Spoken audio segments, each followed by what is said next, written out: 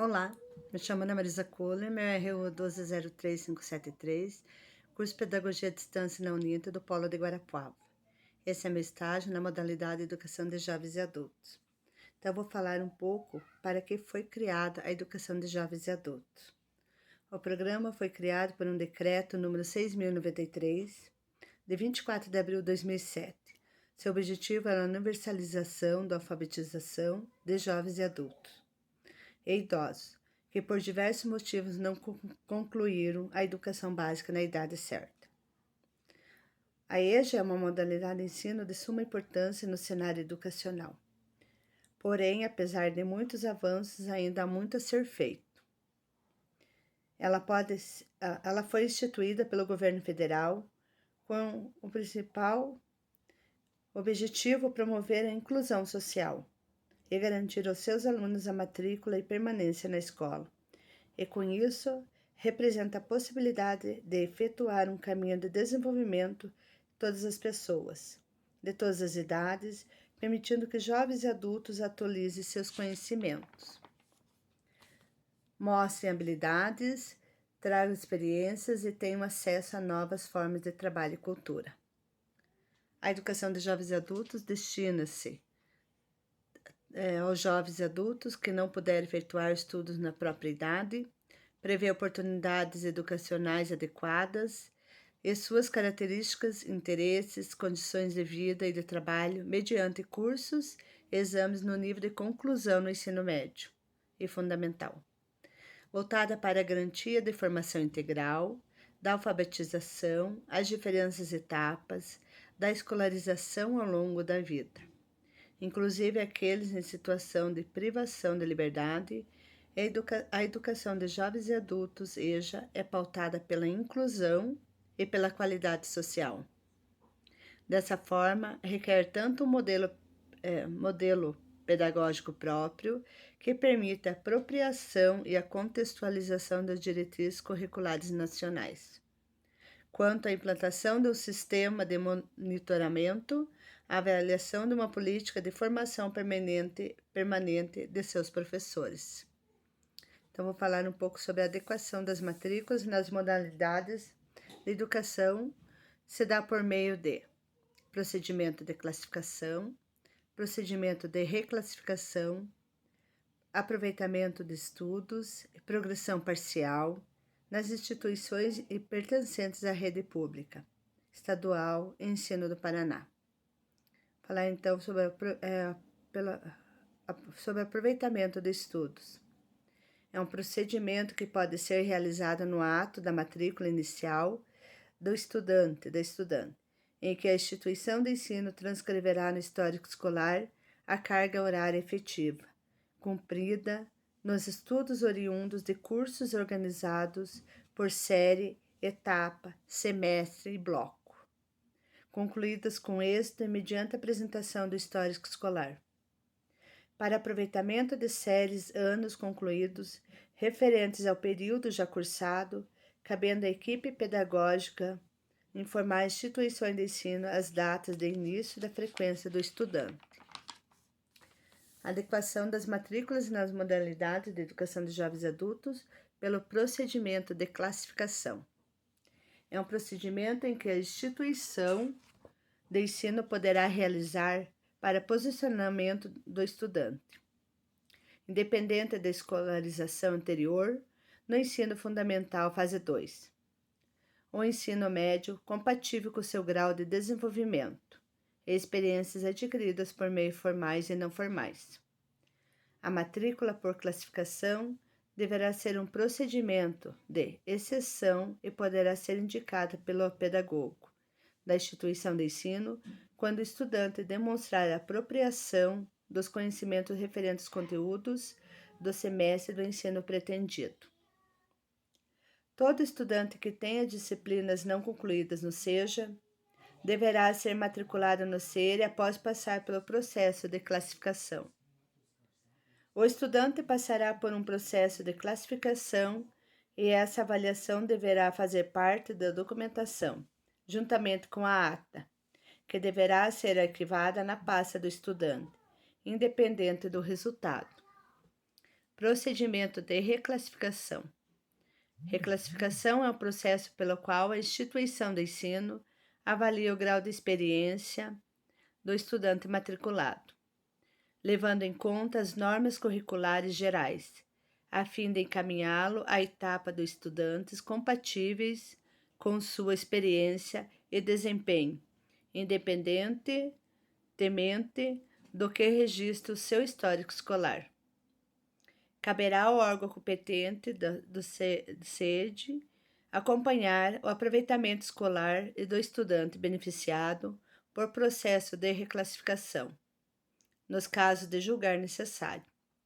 Ficam vedadas a classificação e reclassificação por etapa inferior anteriormente cursado. Progressão parcial. A idade mínima para matrícula no ensino fundamental fase 2 será de 15 anos completos e para o ensino médio será de 18 anos completos. Determina. Eleva ao quarto semestre para os alunos que pararam no sexto e sétimo ano. O primeiro e o terceiro semestre são disciplinas cujos conteúdos correspondem ao sexto e sétimo ano. E o segundo e quarto semestre, os conteúdos correspondendo ao oitavo e nono ano. Para aqueles alunos que pararam no oitavo e nono ano, eles podem fazer apenas 2 semestres, ou seja, cursar apenas o segundo e o quarto semestre. Já para o novo ensino médio, pelo EJA, são apenas 3 semestres. Qualquer aluno matriculado pode ainda ter aproveitamento de disciplinas que foram concluídas por outros processos, como ENSEJA, Exame Online ou antigo EJA, que era por disciplinas. A Lei nº 9.394/96, das Diretrizes e Bases da Educação, permite ao estabelecimento de ensino a adoção do sistema de progressão parcial. Consiste na possibilidade de o aluno, reprovado em um componente curricular, avance de série, cursando novamente apenas a disciplina na qual não logrou aprovação. Por sua vez, os adultos EJA para oferta semestral implantado na rede estadual do ensino a partir do início do ano letivo. A necessidade de serem estabelecidas normas e procedimentos, a realização da adequação das matrículas do estudante da modalidade de Educação de Jovens e Adultos, EJA, no primeiro semestre.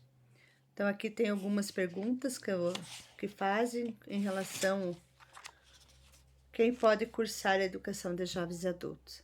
Cidadãos em geral, cumprindo as idades mínimas, como já foi falado. Adolescentes e jovens em cumprimento de medidas socioeducativas e pessoas privadas de liberdade.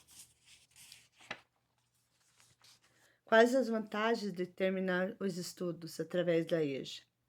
Conhecimento, economia de dinheiro, economia de tempo, maior prestígio social, maior possibilidade de conseguir emprego, maiores chances de ascensão da carreira, entre outras. Qual a diferença entre EJA e supletivo? Não há nenhuma diferença entre EJA e supletivo, pois trata-se da mesma metodologia de ensino com nomes diferentes. Tanto o EJA quanto o supletivo possuem o mesmo propósito de oferecer à pessoa que não precisaram parar de estudar a possibilidade de finalizar a educação básica. Qual o maior desafio da educação de jovens e adultos? Parte da entrave da educação de jovens e adultos está em garantir que essas pessoas tenham condições de dedicar tempo para os estudos. Outra vem da dificuldade de ressignificar a escola. Quando nossos alunos de EJA chegam aqui, temos que trabalhar com a autoestima deles, porque se sentem fracassados e incapazes. Qual o maior? No cotidiano escolar, muitos são os desafios enfrentados pelos alunos da EJA, na busca por um ensino com qualidade, como exemplo, a diversidade cultural, a diferença de idade entre os alunos, equacionando dificuldades de estabelecerem boas relações, a superação do analfabetismo digital, o cansaço e a formação psíquica.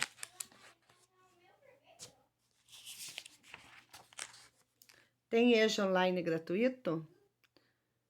O Certificado Digital de Educação de Jovens e Adultos, EJA, não é gratuito.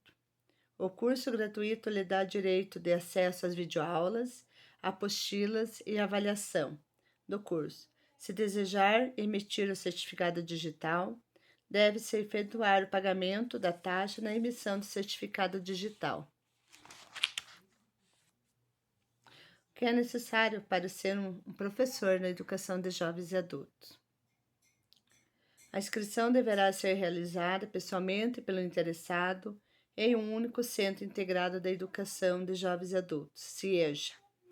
O candidato será informado no ato da inscrição sobre o local da prova, as vagas existentes ou composição do banco de reserva para vagas que surgirem no decorrer do ano letivo. Após confirmar a inscrição, as alterações só poderão ser feitas por meio da central. Como deve ser o perfil de um professor na educação de jovens e adultos? Os resultados nos possibilitaram identificar os seguintes enunciados, referentes ao perfil do educador para atuar na EJA: profissional paciente, profissional participativo e atento ao esclarecimento das dúvidas dos educandos, profissional extrovertido e atencioso, e profissional que exercita a própria prática da escrita e na leitura.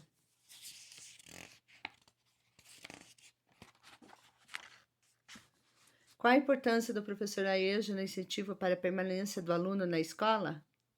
Se optar pela EJA, o professor manter a mente aberta para todas as possibilidades que essa modalidade de ensino permite.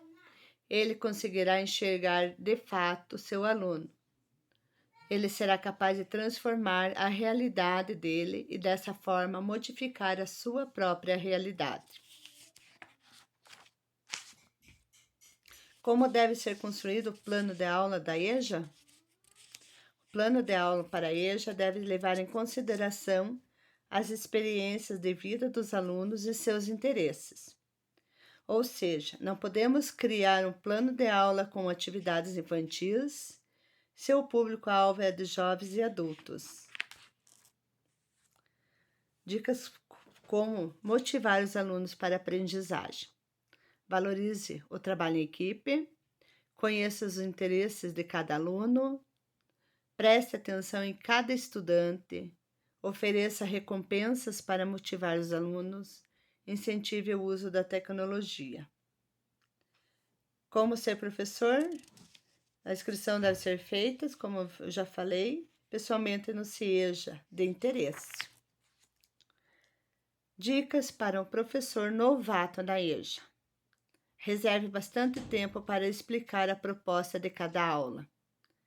Preocupe-se com procedimentos escolares. Preste atenção ao ritmo da turma. Prepare-se para os alunos rápidos. Cuidado com a infantilidade. Algumas atividades para o primeiro dia de aula podem ajudar nesse momento das boas-vindas. A dinâmica de apresentação, dinâmica de semelhanças, dinâmica de contrato, dinâmica de interrogatório, dinâmica dos balões e dinâmica da resolução dos problemas. Então, esses aqui são alguns questionários, algumas perguntas que as pessoas têm interesse, né, em saber. E a educação de jovens e adultos é muito importante mesmo para essas pessoas que pararam de estudar, que não tiveram tempo mais para levar adiante os estudos. Curtam o vídeo e deixem o seu comentário, ok? Obrigada.